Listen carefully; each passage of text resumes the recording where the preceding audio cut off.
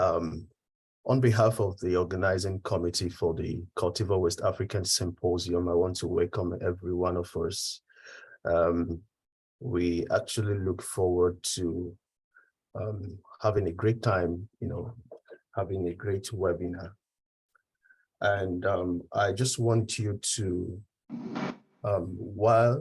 kindly unmute yourself, please. Yeah, why are you coming? Yeah.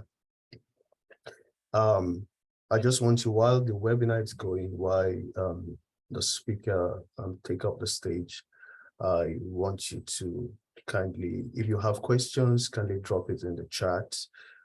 Members of, there are people that would be in the chat box to handle every questions or whatever concerns we have. You have about data analysis. It's going to be basic as possible. And I know there are we have different levels of data analysis knowledge here. So it might be high, it might be medium, it might be low. But I just want to assure everybody here that we have a take-home message at the end of this event. So quickly, I'm going to do the introduction of the speaker. Our speaker for today is Dr. Luis Felipe Ferrão. Dr. Ferrão is a research scientist at the Department of Horticultural Sciences in the University of Florida, Institute of Food and Agricultural Sciences. Dr. Ferrão specializes in quantitative genetics and tackles a wide variety of problems at the interface of statistics and genetics. His primary objective is to comprehend the genetic architecture of complex traits. Dr. Ferrão research has centered on areas such as linkage and QTL mapping, genetic association, multi-omics prediction, and software development, with a main focus on application in coffee and blueberry. Additionally, he teaches the quantitative genetics course at the University of Florida. So let's make welcome Dr. Ferrão. So over to you, Felipe.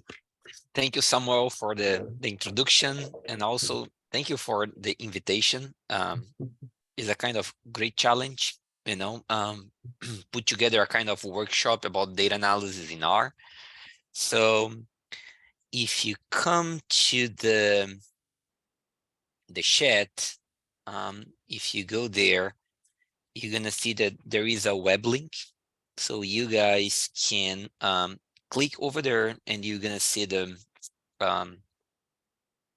all the codes and all the notes for this specific class. Something that is really interesting to mention is that when I got the invitation from Samuel, I was planning to create a kind of hands-ons for what is called advanced experimental design, covering like a group of experimental designs that are yes, thank you for muting yourself. So I was planning to discuss more about like experimental designs with when you have like tons of missing data, or when you have like incomplete blocks. But then when I got most of the questions from the survey that people decided to run for this webinar, I changed it a little bit, the design of this webinar. And what I'm trying to do here is presenting a little bit more about my experience with data analysis, and for people that they would like to join, or some of the problems that I have been facing in coffee and blueberry, how I'm dealing with those challenges, or how I'm dealing with those problems using data analysis. Okay, let me share my screen. Can you guys see my screen? Yes. Yes. Yes. Okay. So, if you go to the web link that is in the chat, you're gonna see this kind of short description about the webinar, And then when you come to the bottom, there is one link that is called hands-on. So if you click on this, you're gonna see that I created a kind of um, note for this workshop. I'm planning to go through this note instead of to present a PowerPoint or a kind of presentation for two main reasons. Number one is because we can organize all the codes. So at home, if you guys want to run those things by yourself, so yeah, you have everything in a single document. And number two, it's because then I think it's gonna be easier to show you the codes and everything else. Okay, so this is the plan for today. So my original plan is we're gonna have a kind of 1 hour hands-on. From my experience teaching quantitative genetics and other classes, if I try to present the codes here and you guys try to run in your computer at the same time, it will not work. So what we're gonna do is we're gonna go through the codes, we're gonna check the codes, we're gonna talk about the codes, you're gonna see the results. But I mean, the main focus here is gonna be discussion about the results and the ideas behind. Okay, so at home with more time, you're gonna have access to all this data set and also to the codes, and you guys can run by yourself. Okay. And the idea here, I want to cover four main topics. Number one is it's really important for us to understand what is the statistical modeling part. What is the philosophy when we are using data analysis to solve any kind of problem. Then I'm going to show you why we're going to use R. And I'm going to present like 3 experimental design based on some of the challenge that I have been facing in coffee and blueberry. A very simple one, there's a balanced design. Then we're going to include an incomplete block design and a split plot. And at the end, I'm going to present to you a blueberry case, or how data analysis is helping us to solve some issues that we have in blueberry. Okay.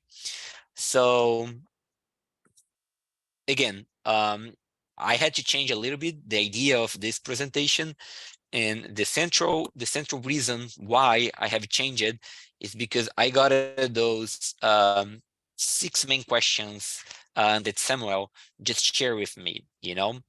So because of those 6 main questions that we got it during the survey, I divided this presentation in 3 main blocks. So the first one is introduction to R. So I'm not expecting to teach you how to use R, but I'm expecting to convince you that if you want to dive, or if you want to enter in the data analysis, R is probably one of the best tools. Of course, that we have other tools, but R, in my humble opinion, is one of the best.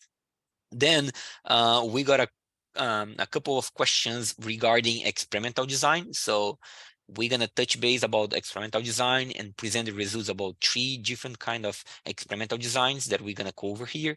And then I'm gonna present you some results about, actually one single result about blueberry, maybe trying to answer this question: what has been passion and driver for the past year, and advisor for the youngest one. Okay.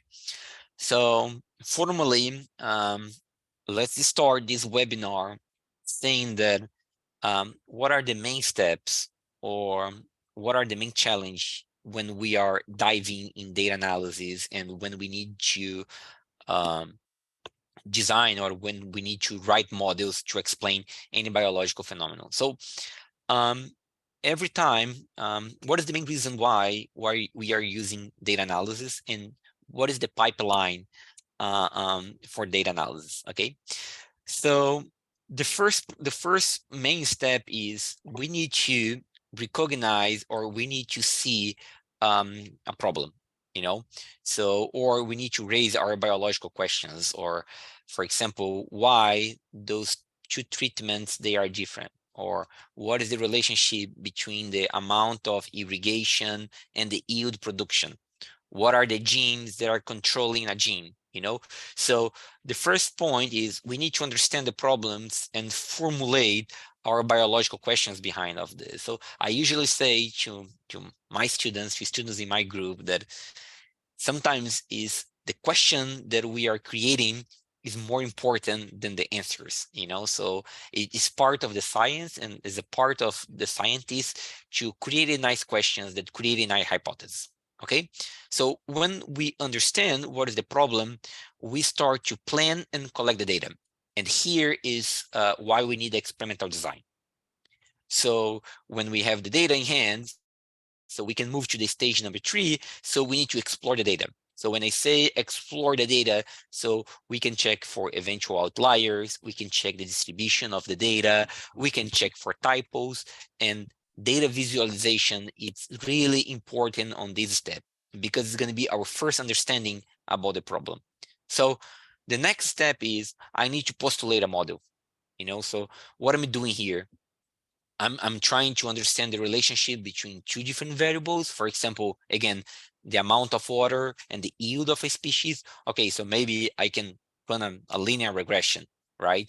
So no. So let's say that I have like 20 genotypes in the field, and I want to see if those 20 genotypes, those 20 treatments, they are different. Okay, so maybe I need an ANOVA, but in my experimental design, in this case, I have all those 20 genotypes in 3 different blocks. Okay, so I need to write a model what are going to account for the block effect. So we need to postulate a model, and to do this in the right way, we need all the concepts from experimental design. So when I have those 4 steps known, I'm going to start to move to the to R, or I'm going to try to fit my model. So when I fit my model, the next step is I'm going to check the model, so I'm going to come to the diagnostic, I'm going to take a look at the results, and I'm going to make sure if the model is doing well or not, and we're going to go through this process in this webinar. So sometimes based on the diagnostics, so we need to go back and postulate a new model. Maybe there is something else in the field, that we need to control. We need to add a cofactor in the model. So this is a kind of process. This is a kind of loopy, so because we postulate a model, we check the model, and if is always going well, we just move forward and we start to use the model. But not, we can come to the model and feed a new model again. Okay, so those are the main steps when we are working with statistical modeling. And as you can see, we need R in most of these steps. And my first question is, and one of the first questions that I got it in this survey is, what are the main tools that we can use for data analysis? And R is a programming language and software that was created a couple of decades ago, and it is a kind of open source project that allow was extensive contribution from users. Okay, so, and there are a couple of reasons why do we need to use R. So one of the main one is because when you install R, you're gonna see that R it's composed by tons of packages, and we have packages for all the flavors, so we have here people in the lab that are working only with bioinformatics, so we have packages only for bioinformatics. We have people working with genomic selection, with GWAS, we have packages that are doing only this. Okay, so if you learn R, it does not mean that you just know how to run statistical analysis, but you can play in different arenas. You can work with different things, because nowadays R is much more than a statistical software.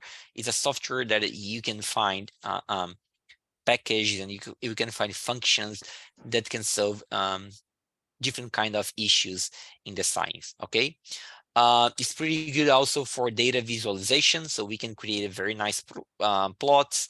The community is pretty large and active, so you're gonna find if you have any kind of issue, so probably if you type this, if you Google it, you're gonna see like 5, 6, 10 different suggestions to solve. Okay.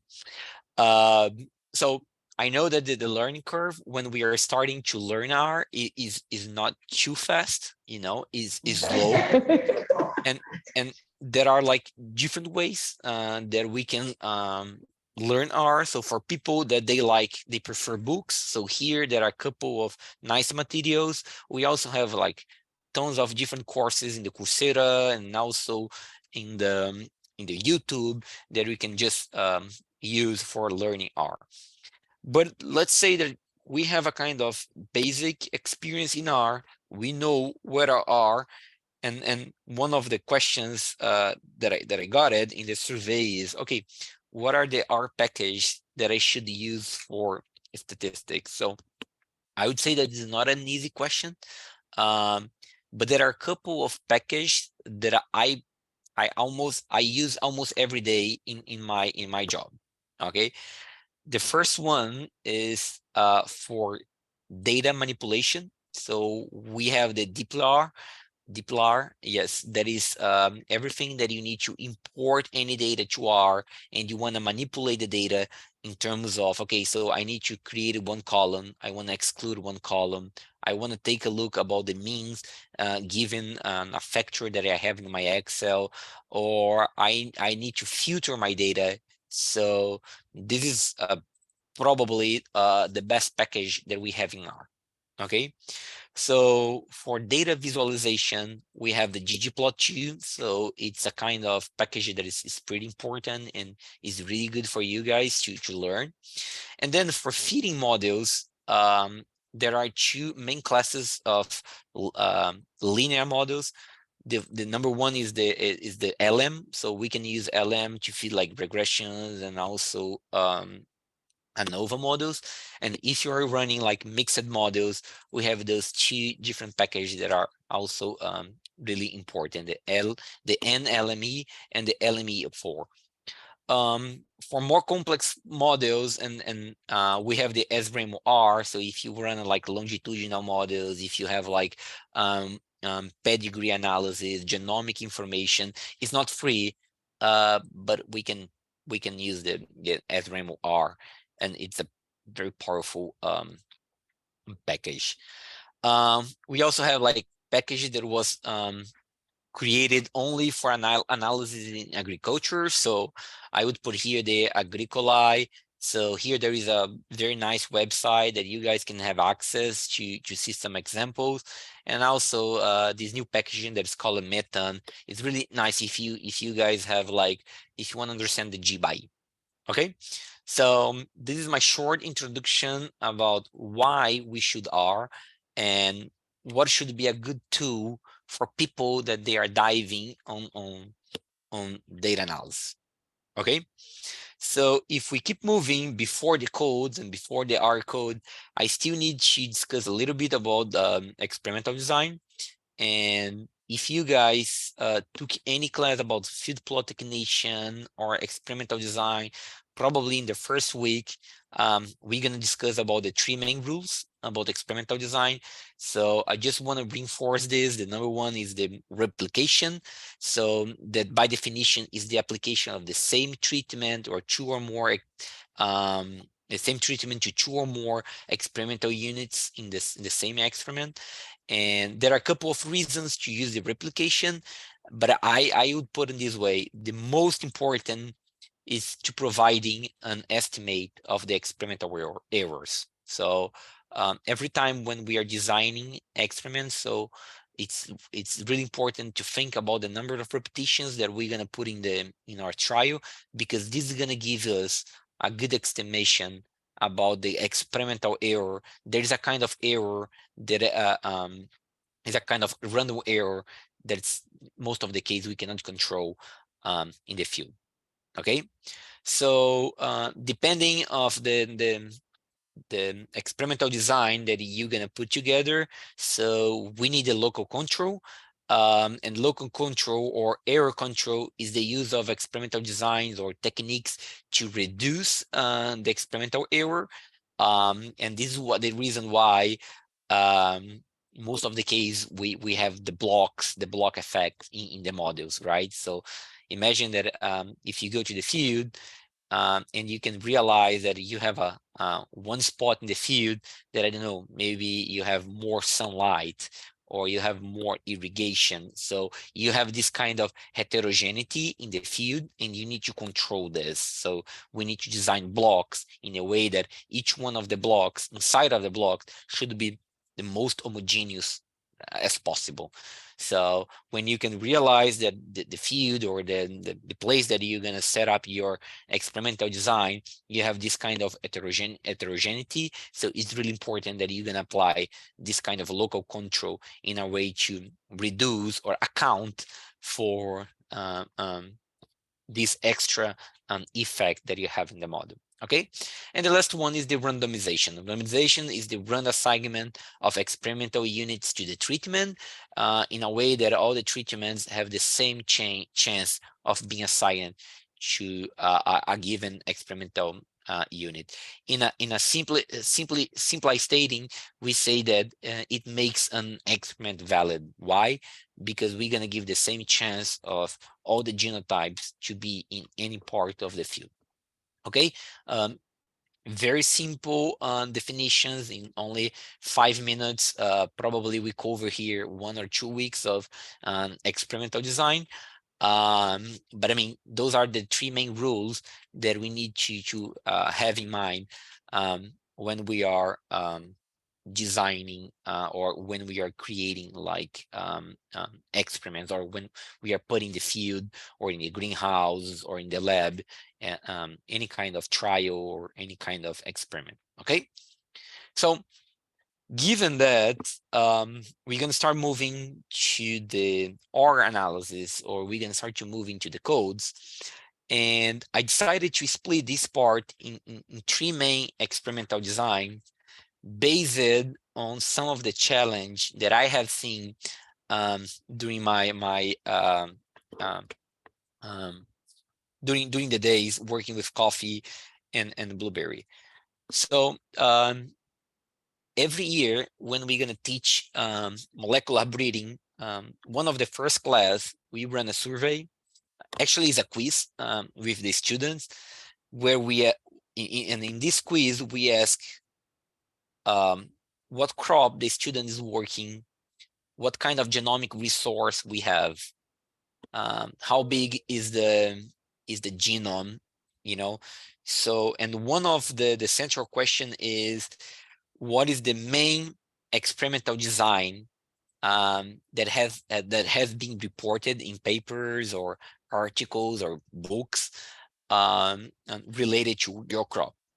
And every single year, in different crops, people working not only with field trials, but also in greenhouse, with tissue culture in the lab, we have the block design, the randomized complete block design. So why I'm saying this? I'm saying this that basically, if you're gonna jump in this area of data analysis, I would say that at some point you need to analyze a data that is a randomized complete block design, because it's very, very common in agriculture. So, and the central idea because behind of this is, let's say that we want to make inference about a given set of treatments. So let's say that I have 5 treatments, I have 5 genotypes, and I want to know if those treatments, if those genotypes, they are different. So in this case, we can set up an experiment trial to compare the effect of each one of those T treatments. So again, I want to understand if those 5 cultivars, if those 5 genotypes, they are statistically different, and then maybe or probably ranking, get the best one to release it as a cultivar. Let's put it this way. Okay, so there are 2 ways that I can set up this experimental design, considering the 3 main rules that we just presented. So if we imagine that we don't have like if we have a kind of homogeneous area, so what we can do is we can created the repetition. So for example, here I have the treatment 1 that was replicated like 3 times. I can just randomize everything, and I can put it like in this way, all the treatments side by side. Imagine that the area in this spot, it's homogeneous, and this region here in my trial is not very different than the region at the end of this layout. So, but it is in a very simple way. Okay, but let's say that I have, when I move to the layout 1, let's say that in this region, or in this region of my trial, when I go to the field, I have more sunlight than the region at the end. So when this is the case, I need actually to use the local control, and basically I can divide my field in 3 different blocks, in the way that in this block is going to be more homogeneous. So all the samples here at this portion of my trial is going to receive more sunlight, if this is the case, while all those genotypes at the end of the trial, they're going to receive less sunlight. Okay, so what we are doing here is we are using local control. We are using this main rule from experimentation to have a better to reduce the experimental error. Okay, so we are working with this layout that is called the layout 1. So then the next step is I'm gonna write my statistical model. So I know that some people, they get scared when they are looking for a statistical model, but let's put it this way. So here I have my response variable, and I can tell that my response variable is changing given a general mean that I have in my experimental design, the effect of the treatment. So we have some treatments that, given the genetic behind of these treatments, they're gonna, for example, let's say that this Y here is the fruit size, so some genotype, they're gonna produce like larger berries than others. I have one effect that was controlled, that is the block effect. Why? Because I know that I have a portion in my field that in this toy example, we have more sunlight than others. So I use the block to try to control this source of variation. And then I have the error, there's part to any statistical analysis. Okay, so we can write the model in this specific way. So next step is, okay, let's move to R, and let's ask R to help us to understand, for example, if I have like different treatments, if they are like really different or not. Okay, so the example that I'm gonna use here, I'm gonna post it. It's in my GitHub. So then, guys, you guys are gonna have like access to this. So I just simulated a data set that I have like 3 blocks. I have 10 blueberry cultivars, and we are evaluated the fruit size. And we have a key question is, are the treatments different for the fruit size? Can I quantify this? And this is why we're gonna run the an ANOVA in this specific trial, in this specific experiment. Okay, so what I'm doing here is I'm gonna load this data. So we have one data in my GitHub. So I'm gonna send you the link at the end of this webinar. So when you open this, when you load this, you're gonna see that we have like 3 main files over there. One there is called simulated RCBD. Why? Because I just simulated this data. So, and I'm saying that now R should call this specific file as data. Okay, so this first function is really important in R. Is called structure. So, and what we can see is that when we open this data file, we have one first column that is called block, a second column that is called treatment, the response variable, that is the fruit size, and then I just included the map of the field. So where are the blueberries in the field, in which row and which column. So the first thing that we wanted to understand when we are running ANOVA is that if we have like 3 blocks, let's say, I'm not saying that because we have some genotypes in the block 1, and then we have the block 2 and block 3, those three numbers, like 1, 2, 3 for the blocks, they don't mean that the block 1 is worse than the block 3. So we should not look the numbers saying that 3 is larger than 2 and is larger than 1, you know. Instead of just say like block 1, 2, 3, I could say block A, B, and C, or I could say like B1, B2, and B3. So this is why we need to call R, that just saying that, hey, the block by itself, 1, 2, 3, they are not numeric values, they are factors, you know. So in a way that again, because if you don't tell these to R is going to believe that they are numbers, and for some reason 3 is larger than 2 and 3 is larger than 1, but the number here is just one way to assign the genotypes into the blocks. We could put like, again, block A, B, and C, or block B1, B2, and B3. So same thing for the treatments. We have treatment 1, 2, 3, 4, 5, 6, 7, 8, 9, 10. It does not mean that the treatment 10 is better than 1, you know, it's just the name of the treatment. So I make this in proposal, you know, because I wanted you to make sure that every time when we are working with ANOVA, we need to make sure that we are working with factors and not numeric. So what I'm doing here is I'm telling R, hey, go to the data, that is our data file, and then the column that is called block, the column block is a factor, okay? And the column that is treatment is also a factor, okay? So here we are just manipulating the data for the data analysis. So R is very powerful, as I mentioned, because of uh, the graphical or that we can plot.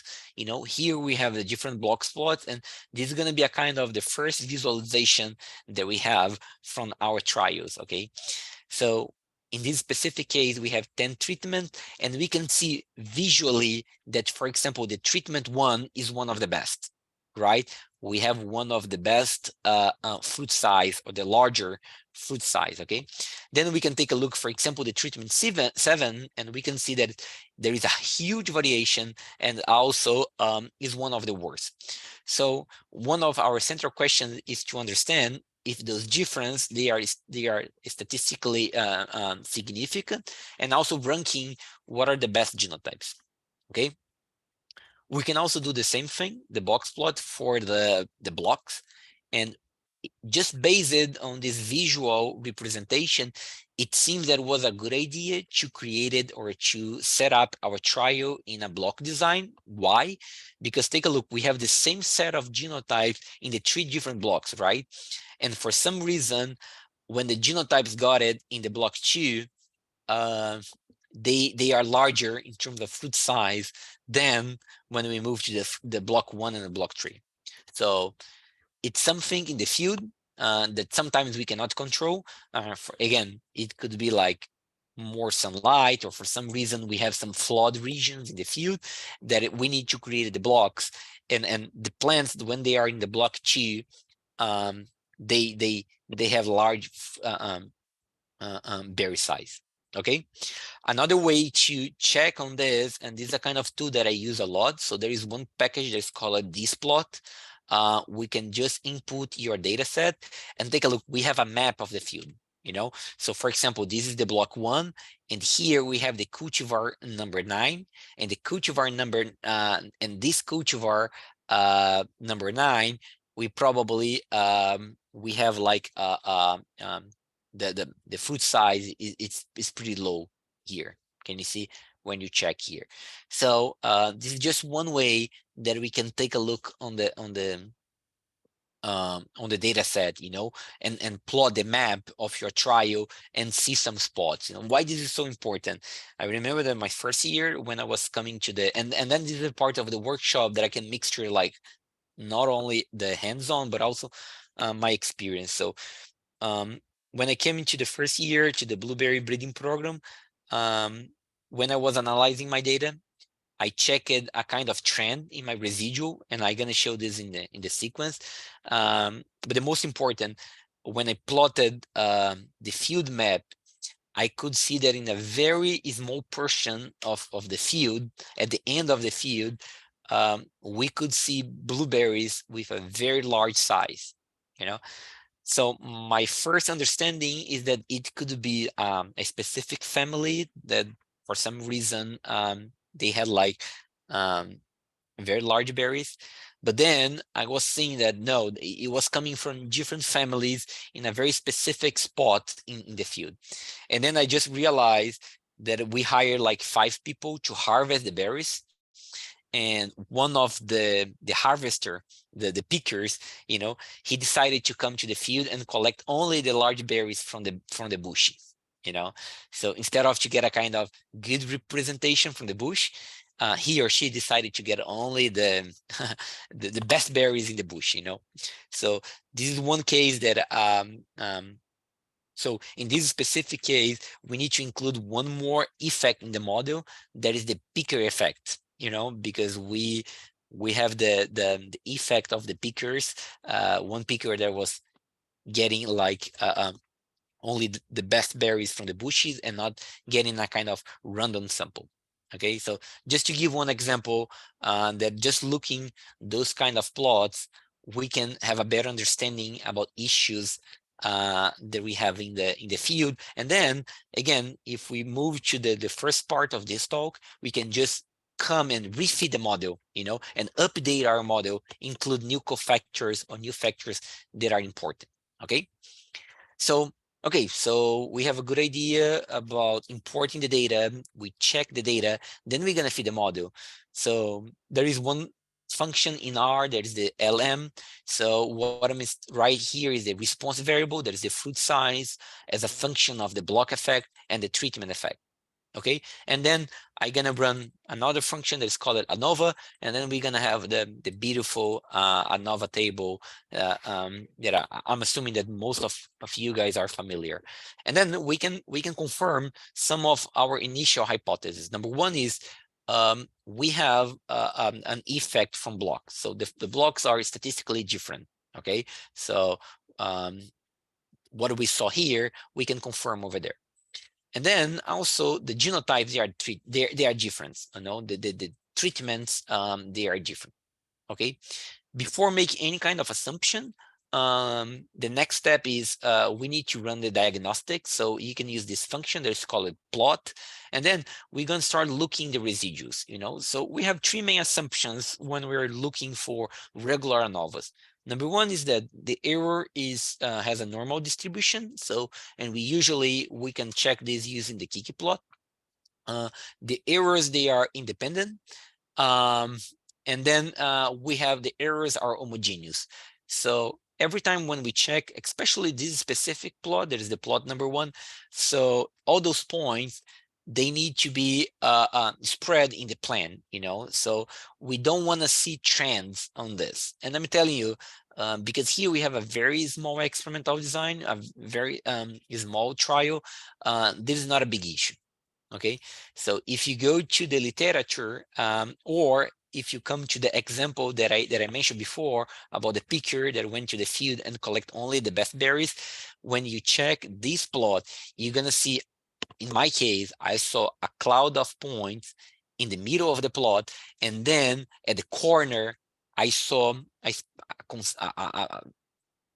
cloud or a group of points at the corner of the plot.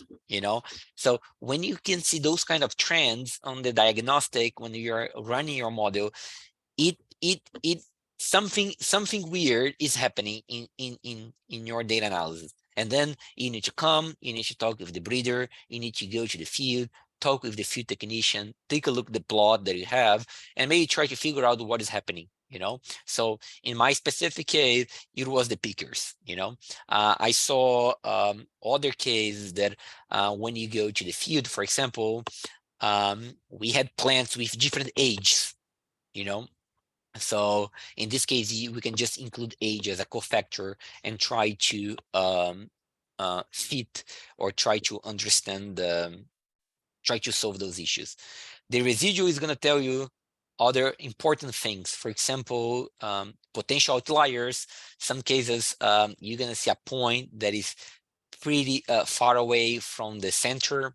It's a good indication of outliers.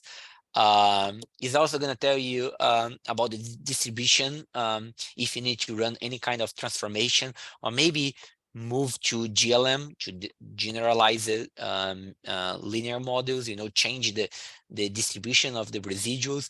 So this is a critical step, because it's going to tell you if your model is working or not, or if you need to remove, or if you need to collect more data, or if you need to include a cofactor in your model.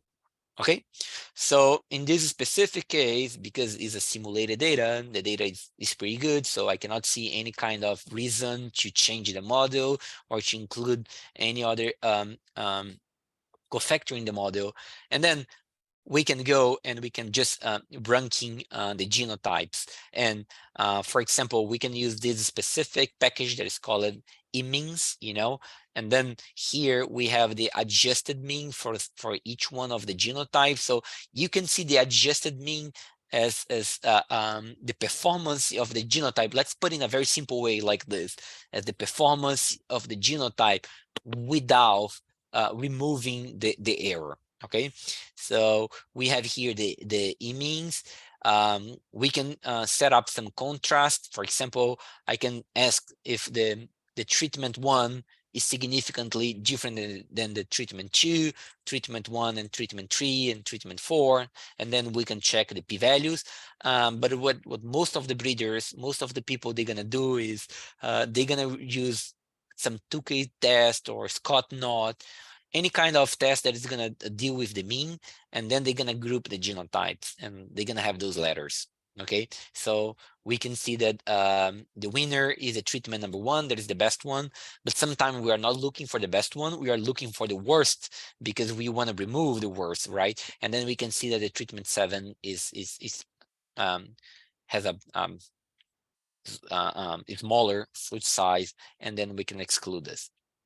Okay, so some additional questions that we have when we are looking for blocking, So one of the questions is blocking necessary? So if we decided to use this experimental design instead of that, just make sure that we're gonna use some extra degrees of freedom. So we need to use more degrees of freedom to estimate the block effect.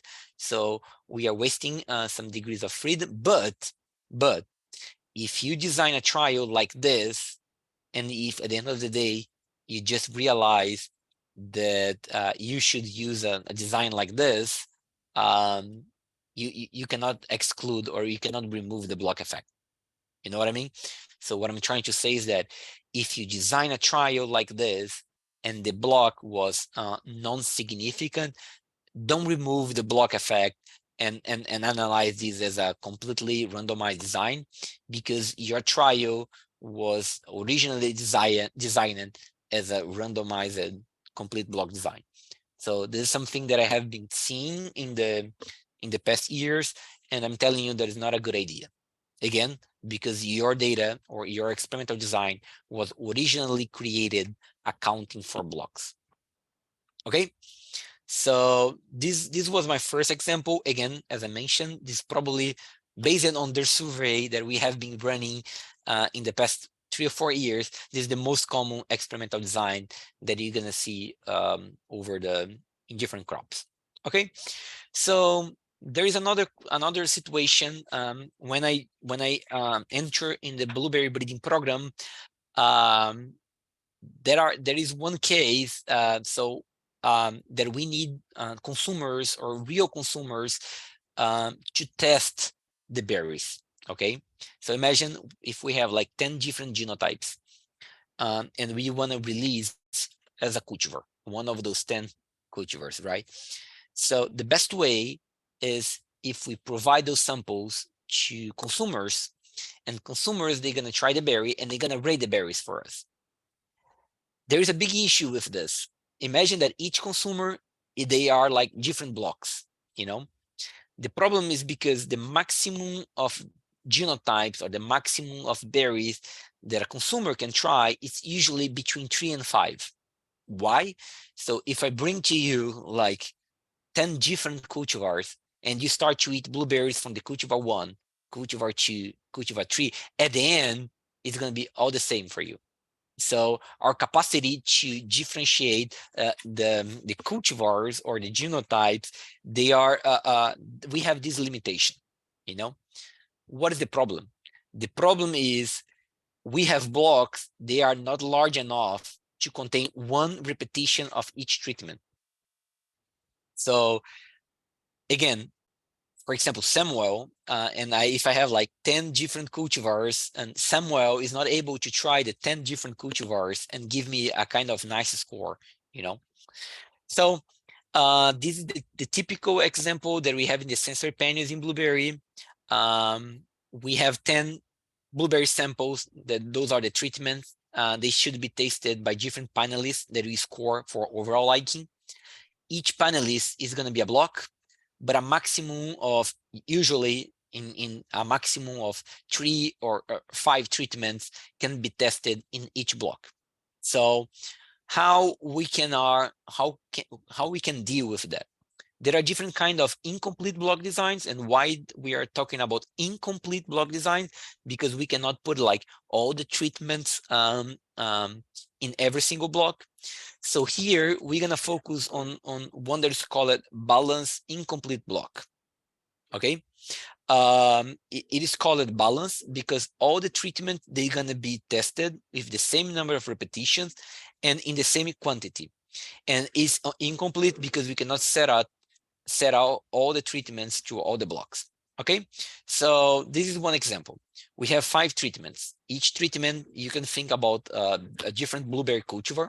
We have 10 blocks, or we have like 10 people, and the size of the block is going to be 3. So each person is going to try like three different treatments or 3 different blueberries. Okay, and then we have 6 repetition.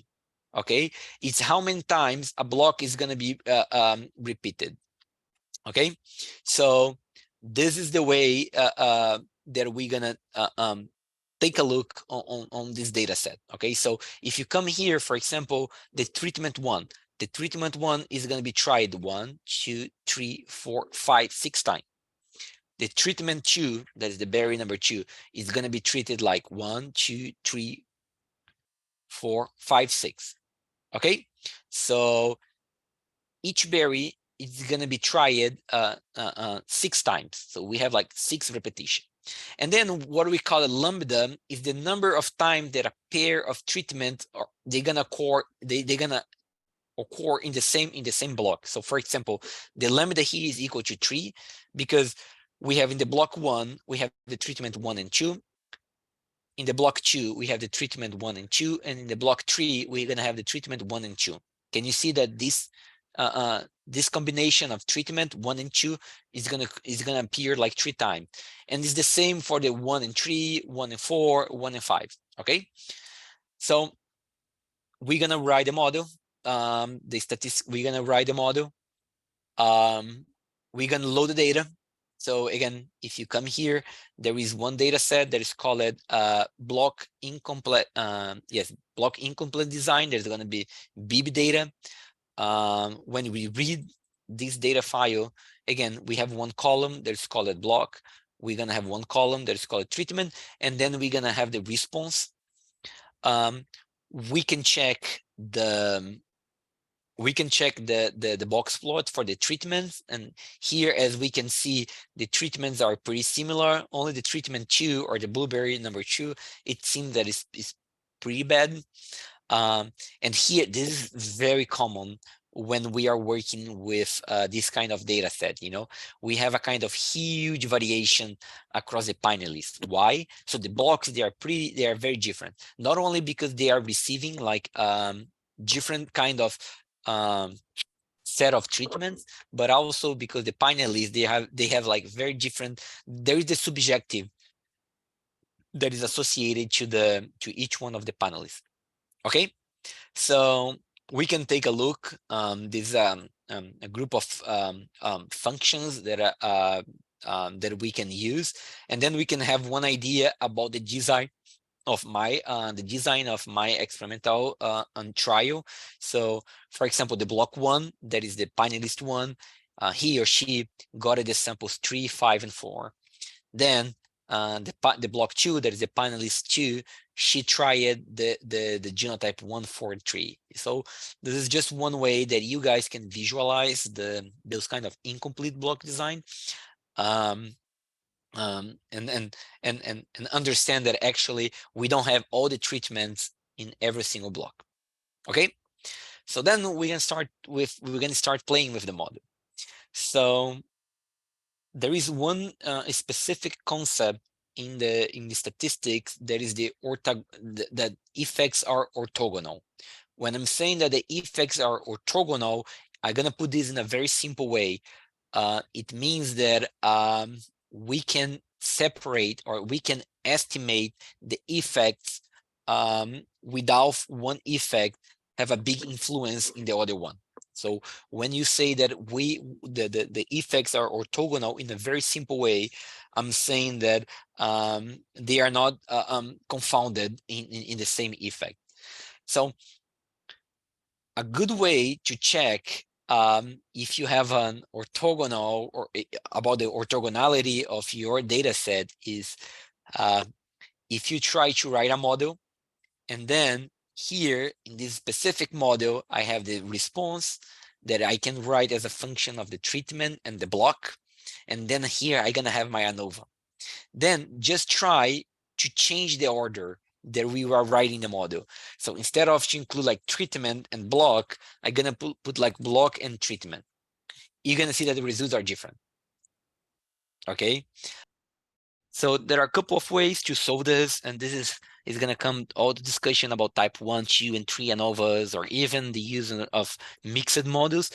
But what I want to point out here, and I think this is the central point of this class, is that we have like functions and we have packages that they can deal with those kind of design and give us nice estimations. So here, for example, this is the package that's called like Agricolae, and we have this specific function that's called BB test. Then I have my data set that is called BB data. So I have one column that is called block, another column that is called treatment, and another column that is called the response that we just simulated, that those are the overall liking that was scored, or they were by the consumers. Then we can set up the test, and then we're gonna see the results. So basically what this function is doing behind of the scene is when we run, so again, we have the ANOVA table, we have the adjusted means, we have the Tukey test, so we are comparing each one of the treatments and take a look how they are different. And also at the end, the same way that we did with the other experimental design, the other trial, we can group the genotypes, okay? What I'm trying to show here is, because this is the kind of basic hands-on or basic workshop, is show you that even if you have like those more complex or more complex experimental design, we have functions in R, we have packages in R that they are ready to help us to solve the questions or solve the biological problems that we are looking for to solve. Okay, so the first example was the block design. The second example was the incomplete block design. That is something that we need to do, especially here in the blueberry breeding program when we are working with sensory panels. Okay, the last one that I want to show to close this part of this presentation is there are some cases that we need more than one random effect. So technically, when we are setting up those kind of ANOVA trials, we have all the effects, they are fixed, but we have a random effect that is the random error. Here we have, it's not the main goal of this presentation to explain or to give details about like what are fixed and what are random effects. But here we have a summary that you guys can take a look.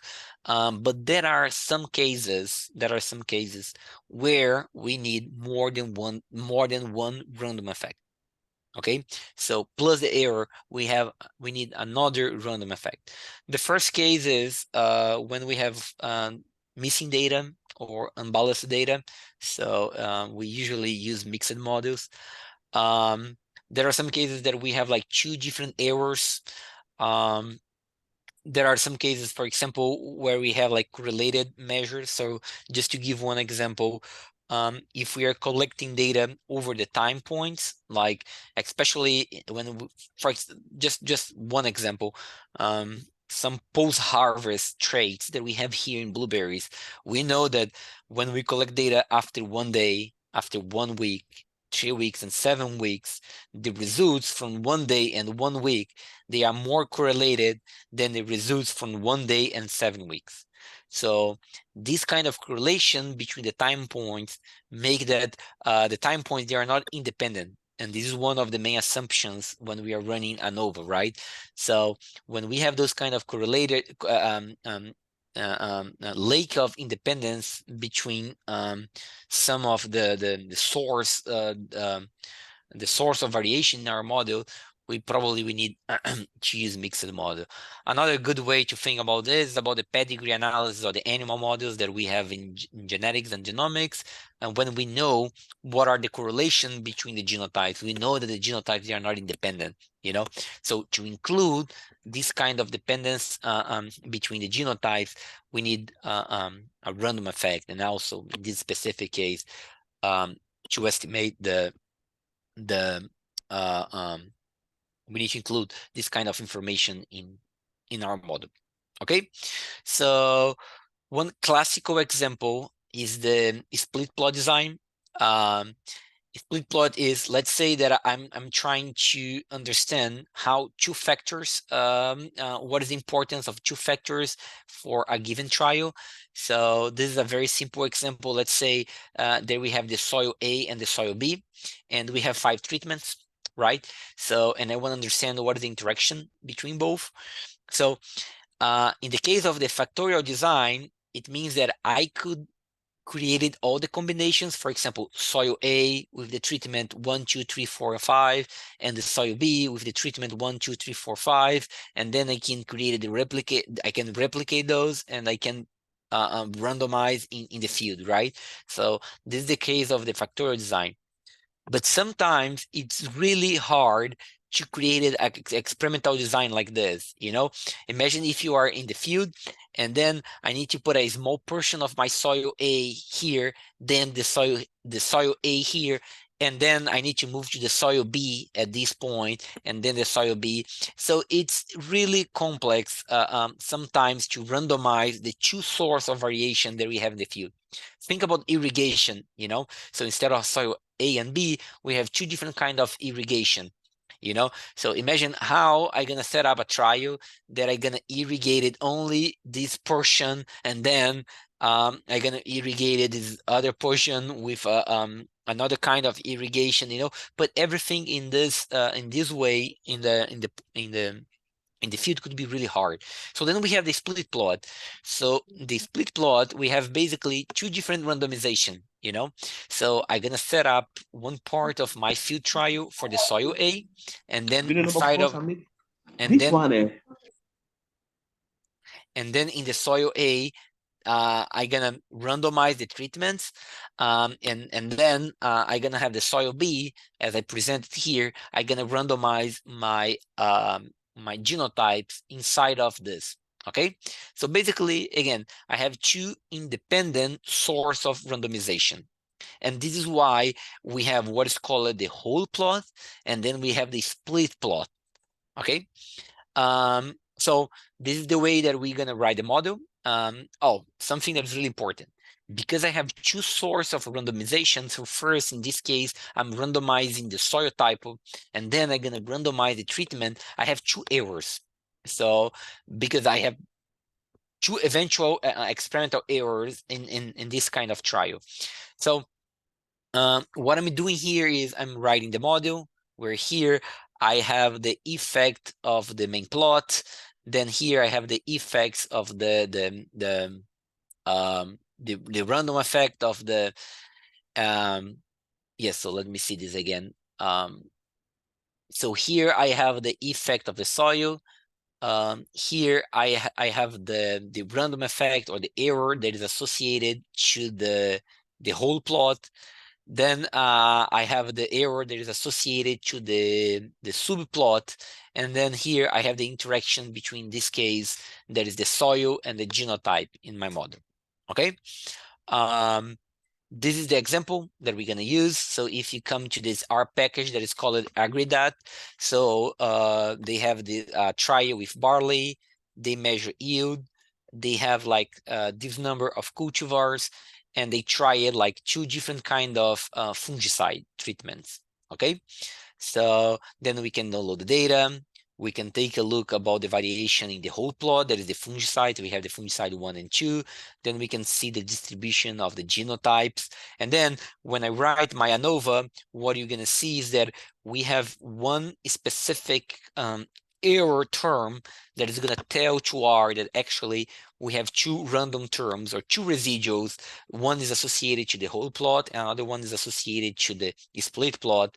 And then we can make all the comparison. We can test like the block effect and also the genotype effect using the right degrees of freedom and also the right F test. Okay. As I mentioned, we can see this from a different point of view, and I can, instead of to try to accommodate the ANOVA function with 2 different errors, we can actually we can use a mixed model directly, and what you're gonna see is that the result is very similar to the results that we have that we presented when we run the ANOVA function. Okay. Again, using the mixed model, we can take a look about the residuals if we have any kind of trend, and then we can also, in this specific case, we can set up some contrast and just to see the difference between each one of the genotypes in each one of the fungicide types. Okay, I know that this was pretty fast, but it's just to show you, it's not the main idea of this workshop, talk about mixed models, but I just want to present you that depending of the case or depending on the way that you're going to set up your trial, we need to use you will need more than one random effect in your model. Okay. So another important thing, and now we are moving to the end of this workshop. I just want to, one of the central questions that we got it in the survey is about the design, is about the visualization. So in the Agricolae is a, as I mentioned, is our R package. So let's say that you want to create a kind of RCBD block design, or a Latin square, or split plot, or incomplete block design. Sometimes if you have like tons of treatments, it's really hard to do this by hand, you know, like creating your layout. So we have like a kind of cool functions that basically, when we run those functions, we can have those the software or the package is gonna design for you different kind of trials, you know. So here I'm just point out some different kind of experimental designs or different kind of arrangements that we can have when we use when we are creating when we are designing experiments. Okay, so another cool stuff is the deskplot, our package for visualization. I already presented about this, so here I'm just simulating I'm just simulating here a kind of factorial design that was presented in RCBD. So basically we have like 4 different soil treatments, 6 different kind of fertilizer, and we have 3 repetitions or 3 blocks. Then you can just include those values in the desk plot, and then you can also see the layout. You know, there's another tool that is really interesting.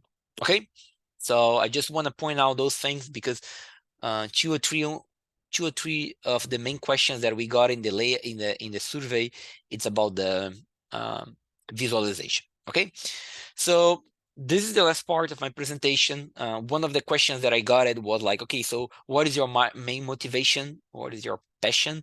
So I have been working with statistical genetics in the past 10 years, and this is very personal. And the way that I have been using statistics is to solve problems or to understand questions in biology and in genetics. Okay. So in my case, I use statistics as a tool to help me to answer biological questions. Okay. So one of the central goals in our breeding program is to understand or to identify potential markers or molecular markers that are associated to genes, you know? And one of the key analysis for this is GWAS. I will not enter in details about GWAS, so I'm just showing you a kind of case of study. But the central idea about the GWAS, as I'm presenting here in this plot, is let's say that I have 10 molecular markers in a given chromosome, and here I have a gene, and this gene it's controlling a given trait, let's say fruit size, you know. What I want to see is if I start to run some regressions at this point, I can see that eventually the two molecular markers that are close to the genes, they are eventually they are linked with the genes. We can use those molecular markers to explain that gene. Okay, so what I'm trying to say is that I want to understand, or I want to map, or I want to identify what are the molecular markers that are associated to the genes. So in a regular breeding program, I can use that marker to explain the gene. Or every time that a given blueberry has a marker, I know that this blueberry is going to have a larger size or a smaller size. Okay, so this is the central idea behind of GWAS, is to make this link or make this association between molecular markers and in a KTL or a gene that is controlling a trait. Okay, so any GWAS analysis has 4 main steps.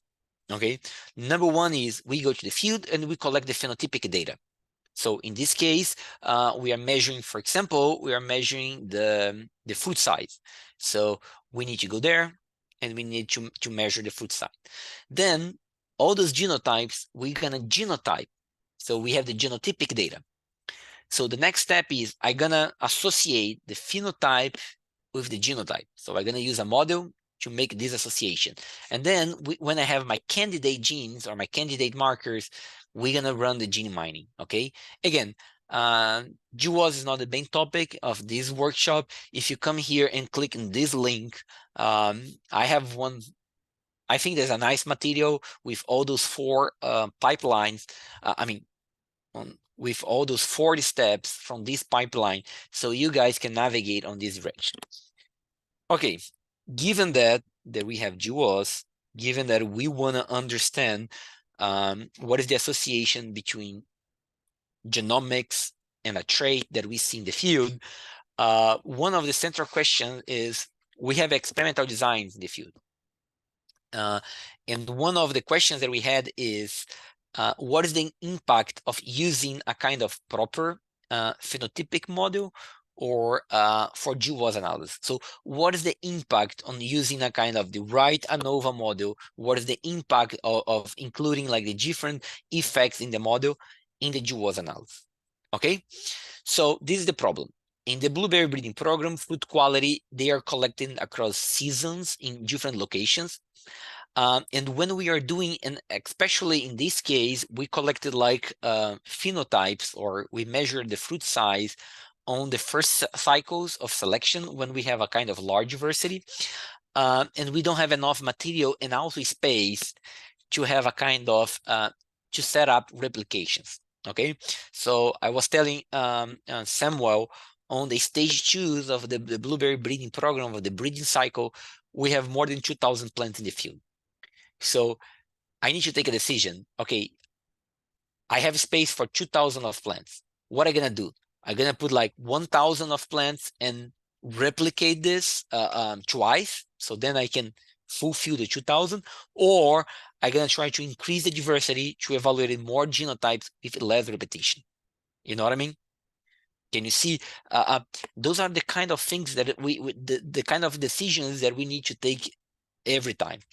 So a kind of experimental design or kind of arrangement that we are using, especially on those when we are running those kind of GWAS, is called augmented block design. So basically, we have two classes of treatments. One are the checks, and another one, they are the regular treatments. So in this specific example, I have 33 different treatments, and I have 4 checks. So in the block 1, I'm gonna put the treatment 1, 2, 3, 4 until the treatment 11, and then I'm gonna put like the 4 checks. Then I'm gonna move to the block 2, and I'm gonna have the exactly same checks but different treatments. And then I'm gonna skip to the block 3, and I'm gonna have the same checks but different treatments. There are good and bad things about this. Good thing is because we can we don't need to run run repetition for every single treatment, so we can just make the repetition of few genotypes, and I can use those few genotypes that we call it as checks or controls, that we're going to use those checks and controls to have an access of the experimental error. But again, the problem or the flip side of this coin is that we have less experimental precision, okay? Because we don't have a kind of complete block design.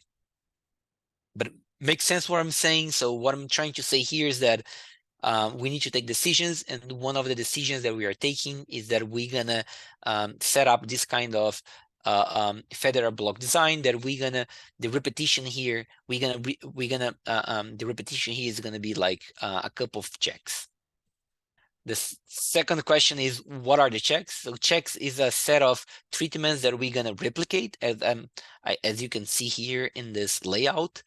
So all the experimental error, it's gonna be estimated based on the checks. So, and in most of the case, those checks, they are well characterized treatments. In most of the case, treatments, so genotypes that we know the performance, and then we're gonna replicate across blocks or across environments or across years.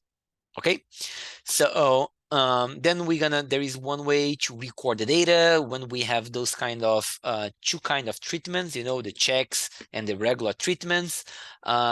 Then we're gonna feed the model.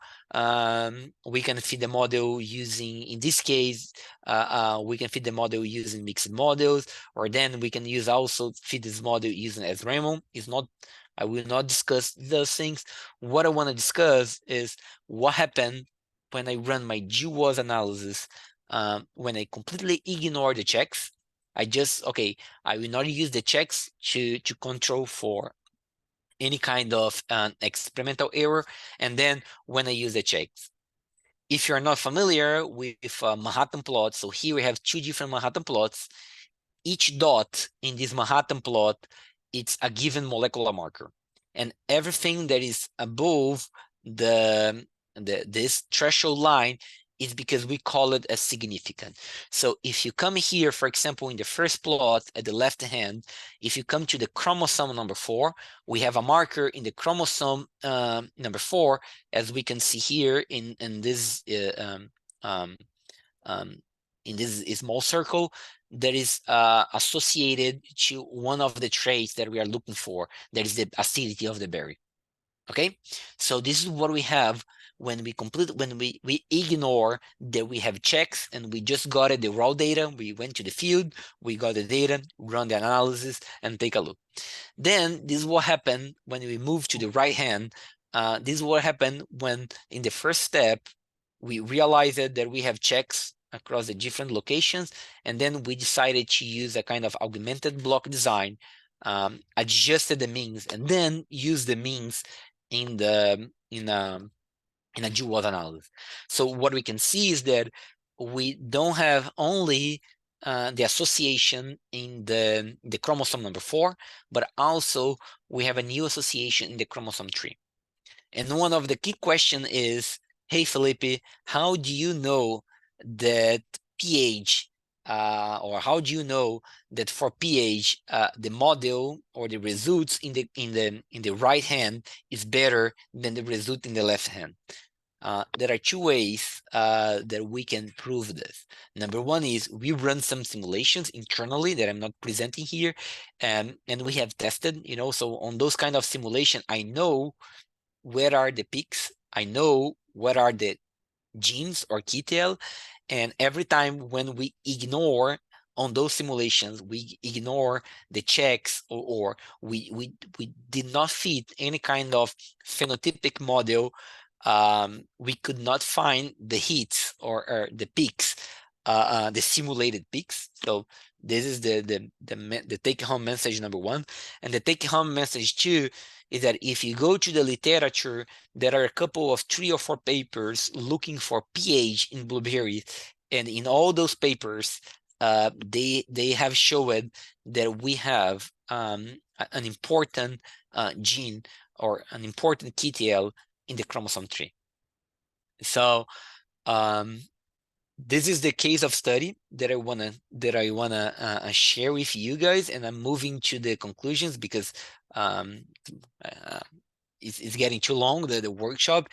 One of the key questions that I got from the survey is, what is your main motivation? What are the pipelines? So what are the steps when you are using for doing genetic analysis? For doing data analysis. My main motivation and the point on using data analysis is, as working in a breeding program, I really want to understand how is the genetic architecture of complex traits. So I have a clear biological problem in front of me, and I think that this is the case of most of the people that are watching this webinar. So we have a biological problem at the top, and we need to use statistics to help us, or data analysis to help us to solve this problem, okay? During this process, there are two main messages. The number one is, I'm not saying this, who is saying this is Ronald Fisher, and he says that if you are planning to consult the statistician after an experiment is finished, it will not work. So the only thing that perhaps that the person can tell you is what the experiment died off. What is the reason why the experiment is not working? Okay, so why Fisher is saying on this very famous quote. So you need to think very well about your experimental design. When you recognize a problem in the field or in your area, you need to think about the experimental design. We have a kind of joke that we say, like, trash in, trash out. So don't believe that if you have a kind of bad experimental design, bad data collection, data analysis, or complex model, they're gonna do a kind of miracle and they're gonna solve the problems. No. So the process starts when you set up your design, your experimental design. Okay, so this is the first point. The second point, it was a quote by George Box, and he said that essentially all models are wrong, but some are useful. Why I'm saying this? I'm saying this because in most of the cases there are not right answers when we are running data analysis. So it's part of our job, understand the problem, try different models, see the diagnostic, see how we can change, go to the literature, take a look on something different, So you can try different models, you can try different ideas, and it's part of the process, so sometimes, as I mentioned, the example of the fruit size, that we got a picker that was like just getting larger blueberries in the field, you know what I mean? So this is a typical case that you can try to test different models, bring different elements, and all this investigation part, it's a very crucial step in any data analysis. What are the best tools? We have tons of tools in the internet. I really like R. I really believe that the community, most of the community is moving to R, now to Python as well. But I mean, we have a large community, we have very nice package, and at least in the way that I have been working here, I can solve most of my issues or most of my problems using R. Okay. I want to say thank you, Samuel. Thank you for all the people to invite me for this webinar. And I'm glad to take any questions.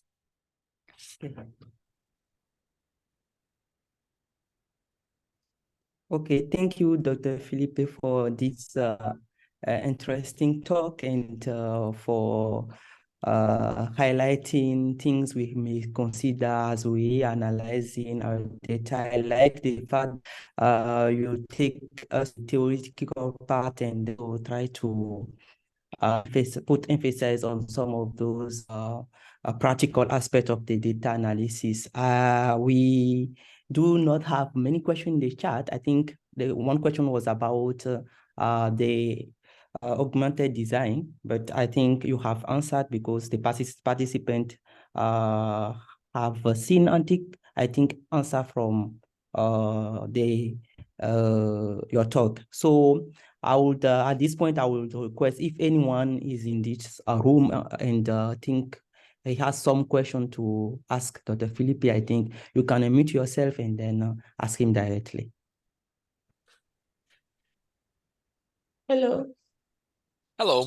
Yes. Yeah. Hi, Dr. Felipe. Thanks for Hello. the presentation. Yeah, that was good. Thank you. Yeah. I have another question. In the model you presented on for augmented design using the ASRML package, the new nested increment was fixed as a random effect. So I'm thinking if I want to extract solutions for that, that would be blobs, right? Yes. So Yeah, so okay. but you can see, so this is a very for the augmented block design, I have seen some people using checks as fixed and the regular treatments as fixed, or checks as fixed and the regular treatments as random. Yeah, so you can try both flavors. Okay. Honestly, I believe that make more sense if I think personally, I believe that make more sense that the regular treatments, they are random effects. Okay. But you're gonna see both cases in when we are using, people are using augmented block designs. Okay. Yeah, and also, what do you see about using the moving grid package in R to specially adjust for observation values before fixing model using the row column design? Oh, you mentioned about package about row column designs. There's a package called MVN grid in R. I honestly, I don't know. I have seen two good packages for row column design. Number one is, I think the name is Spot. It's from people from Yes, I know Barnier. Spark. Yeah. Yes, it is a pretty good one. It's very good. Okay. And then if you come to my, the problem is because I just have those things in Adremo. But anyway, if you come to my web page, let me share my screen. Maybe this can help. Can you see my screen? Yes, I can. Yes. So if you come to teaching, then we have quantitative genetics. Can you see? Yeah. If you come to the spatial model and you click in the hands-on, we have a couple of nice functions for when we have those kind of when we have like row and column information, you know. So we have a couple of codes over there. Those are my yes, those two packages that I have at the top of my mind. Okay. So I think ASML can accept row column, like in the model you can put your row column. You can. Yes. So, but the package I mentioned earlier is like you have to specially adjust the phenotypic values you took on the field using the row column effect before using it in maybe LM or LMAR or LMA4 or packaging. Yes, I'm not familiar with this package. I need to double check. Okay. Thank you. You're welcome. Okay. So I think, do you guys still have any other question? Okay. So otherwise, I think I will also thank Dr. Felipe for addressing those questions. And with that, I submit to the chairman to take over the session. Thank you. Thank you, guys. Thank you for the invitation. Yeah, Was- thank